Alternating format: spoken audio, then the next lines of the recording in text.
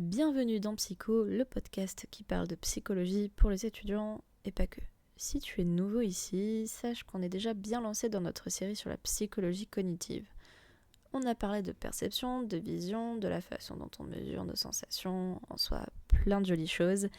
Et aujourd'hui, on passe à un sujet crucial pour comprendre comment notre cerveau fonctionne au quotidien, j'ai nommé l'attention. Tu sais, ce moment où tu lis une page et qu'au bout de 3 lignes, tu réalises que tu n'as rien retenu? Ou quand tu travailles avec de la musique et que soudain un bruit attire toute ton attention? Ce que tu es en train d'expérimenter là, c'est l'attention. En psychologie cognitive, l'attention, c'est un aspect central. C'est le carburant de nos activités mentales. Pourquoi, me dirais-tu? Parce que notre cerveau ne peut pas tout traiter en même temps. Il est limité, il doit choisir. Donc l'attention, c'est une fonction de sélection. Elle nous aide à repérer ce qui est pertinent, à focaliser nos ressources mentales là-dessus et à ignorer le reste. C'est un filtre indispensable dans un monde qui déborde d'informations comme le nôtre. Et il existe différents types d'attention. L'attention sélective, tout d'abord, c'est celle qu'on mobilise pour se concentrer sur une seule chose.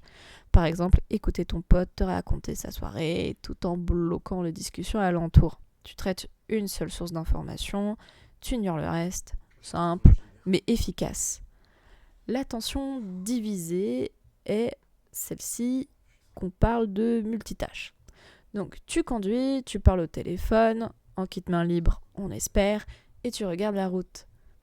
Tu partages tes ressources attentionnelles entre plusieurs tâches. C'est possible, mais ça demande plus d'efforts et de contrôle. Enfin, l'attention dans le temps. Donc c'est la capacité à rester concentré sur une tâche pendant un moment. Tu bosses 1 heure sur ton cours sans te perdre dans ton téléphone? Bravo, c'est ça en fait. C'est cette stabilité attentionnelle qui te permet d'être efficace dans la durée. Il y a aussi une autre distinction intéressante, celle entre attention explicite et attention implicite. Attention explicite, c'est quand ton corps accompagne ton attention. Donc, tu tournes la tête, tu regardes quelque chose, ton attention se voit. Et ça peut se faire de 2 façons. De manière exogène, ton attention est captée involontairement par un bruit soudain ou un mouvement. C'est le traitement bottom-up, c'est-à-dire ascendant. L'info vient de l'extérieur et attire ton attention sans prévenir. De manière endogène cette fois-ci, donc tu choisis volontairement de te concentrer sur quelque chose, c'est le traitement top-down, donc descendant. Tu décides consciemment. Et à l'inverse, il y a l'attention implicite. C'est quand tu portes attention sans le montrer. Ton regard ne bouge pas, mais ton cerveau est focus ailleurs.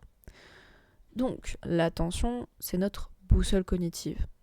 En résumé, l'attention, c'est ce qui nous permet de gérer notre énergie mentale. On ne peut pas tout traiter, alors on filtre, on priorise, on maintient et parfois on partage. C'est une ressource précieuse qui module toutes nos fonctions cognitives, perception, mémoire, prise de décision. Et dans le prochain épisode, on pourrait peut-être parler justement comment explorer l'attention, interagir avec la mémoire.